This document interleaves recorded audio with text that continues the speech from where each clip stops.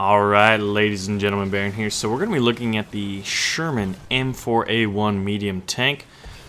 This was posted up over on the War Thunder dev blog, so it's another little preview about what's to come. Now, I think all of us are, pretty confident that we were expecting lots of Sherman tanks. But this M4A1, I wonder where it'll fit. I think it'll be kind of like a lower level tier 2. Because this fought, in Italy and Africa in 1942 and 1943. Over 6,280 M4A1 tanks were produced.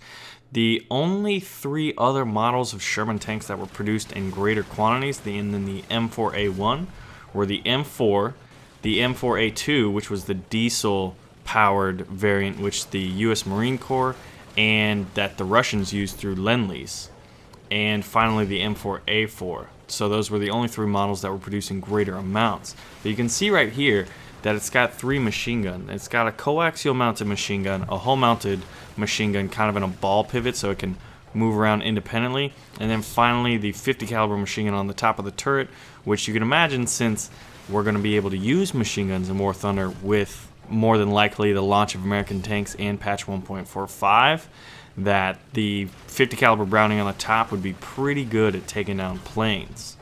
But that kind of got me thinking. I saw that 50 cal and I was like thinking, oh, being able to shoot down planes. I was like, wait a minute. I remember showing a picture of what we see right here, the Skink, which was based off the Canadian Sherman, which was called the Grizzly. And this thing has 4 20mm cannons. Originally they wanted to use Hispanos, but they ended up using a different cannon, the Polstons. And the rate of fire of these Polstons is 450 rounds per minute, and typically it's drum fed, so it's like 60 rounds on a drum. So you can imagine how quickly you can run through that. But the rate of fire, I looked at it, and I believe that the German Wirbelwind is almost twice as fast in the rate of fire than the Skink would be. But I really think that the Skink would be a pretty good premium anti-aircraft for the Americans, seeing as how the Russians have kind of a premium. It's kind of a mix of a tank destroyer and an anti-aircraft tank in the ZUT-37. But I think the Skink would be good too, but I wanted to get your thoughts on it, what you thought. But you can kind of see that the Wirbelwind's firing really fast here, but the Skink would fire a little slower. And I wonder, which kind of chassis would be better.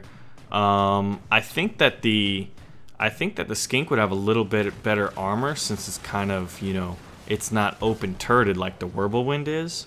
So I think that would be a trade-off. You wouldn't have the quicker fire rate, but you would maybe have a better chance at survivability against other tanks.